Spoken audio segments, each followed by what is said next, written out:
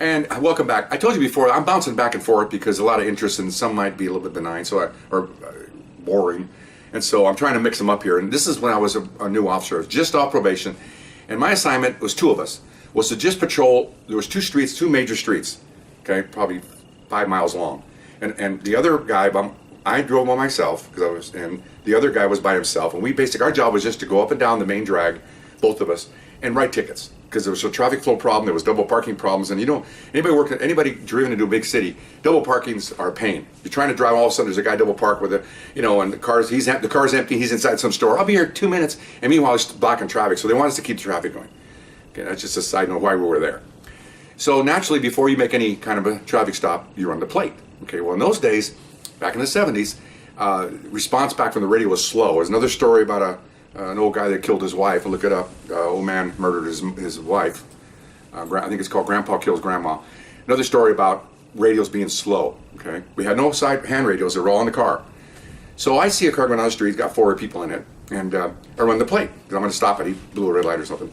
And she said, stand by. Okay, well the guy, they're all looking back at me, and I'm behind them. So I said, well, I look back. I call for a backup.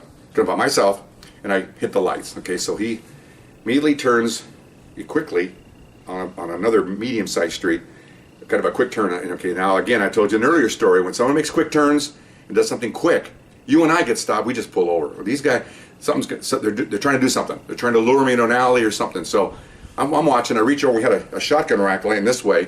I lean over so you can see it in front of the seat with a lock here. So I flip the lock up to get the shotgun ready because I don't know what's going to happen here. And so he immediately turns into a back parking lot. Okay, well that kind of, my hair went up back in my neck. So as soon as he does that, I look at both sides, the parking lot's kind of empty. Then she comes back on the radio and says, unit so-and-so, my call sign, your vehicle's armed and dangerous, okay? And what's your location? Armed and dangerous, what's your location? And so I grabbed the mic and I gave her the location real fast, and I threw the microphone down. I grabbed the shotgun, opened the door, Jack went in the chamber, and I'm over the where the dash comes down with the door, I'm in the V there, and I got my shotgun over, and I'm yelling to those guys, nobody effing move, okay? Don't normally use that kind of language, but I'm new, I'm a rookie, and I think I'm shaking more than they are, okay? Got a shotgun, I've used shotguns in Vietnam and all this stuff, so that's not a strange weapon for me. The situation stopping these 4 guys, armed and dangerous, is, okay? So I'm just sitting there telling them, don't move, hands up. And I think one of them or two of them must have heard the shotgun round go into chamber. It's pretty loud. And all 2, 4, 6, 8 hands go up. Okay?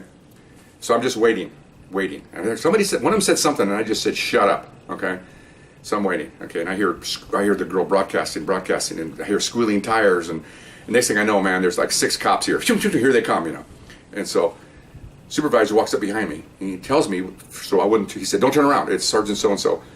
Go ahead and go through the drill. Okay, the drill is start getting them out. Okay, and he knows I'm new, so make sure, and also he's checking as a supervisor whether I can do this. And so, man, the playbook kicked in. Driver out first, come back, turn around on the ground. And just like you see on TV, here they come, okay. So they're all out, and as they're coming back, other officers are grabbing them, okay. So then we go up to the car's clean, we hit the trunk. By the way, if you ever see officers walk up to a car on cops and they hit the trunk with their hand, the reason for that. Look for that next time you watch TV.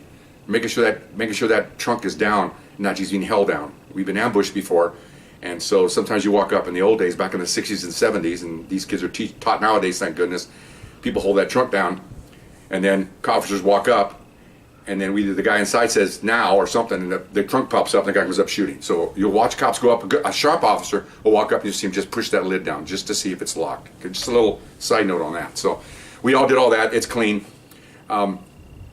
We had detectives in those days. Nowadays they were mostly in the office, but now a lot of detectives were rolling around. They heard this go out, and that's usually their warrant.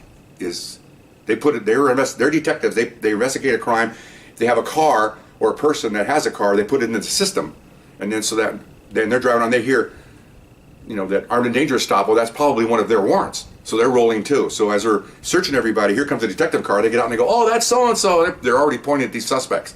Okay, driver wanted for murder. Cool. Okay, as soon as he said that, I won't tell you what kind of my body tightened up, okay, but I got a little tight down below the waist. I'm thinking, oh my gosh, and good job, this guy's got a warrant, and they're already pointing they already know these guys, because they're all old hype users. They're like in their 30s and looking like they're 50. Hype heroin users, they're all cons. I mean, these are These are badasses, okay? And I didn't know that. Okay, I mean, I'm just a guy writing a ticket. And so now my supervisor already goes, hey, you know what? They're going to take them all away. You're probably done here. I am? Oh yeah, they're happy because they got these guys. So next thing I know, man, they're gone. There's only the cars left. So he goes, well, what do I do? I go, well, just impound the car and you're done. You can go have lunch. That's it for me. So I call for a tow truck, and another story, the tow trucks work for us. So they come out within 10 minutes. He's there, fill out the forms. Thank you very much. They get the car's gone. Supervisor stood by, comes over to me and says, good job, excellent job. I said, whew. And he goes, I think I'm going to give you accommodation for that. I said, isn't that what we're supposed to do? He goes, no, this is different. You're by yourself, and you're new. That makes it unique. I said, and he wrote me a nice accommodation, and I was like, I'm all pumped up because I've got 20 or 30 years ahead of me. I just started, and so I'm a bad dude, okay? And so it turns out that's what they had. Well, a couple of guys had warrants for robbery. One guy's the driver was a murder suspect. Everybody went to jail, and I didn't have to do anything. I just stopped the car and shook a little, and so anyway.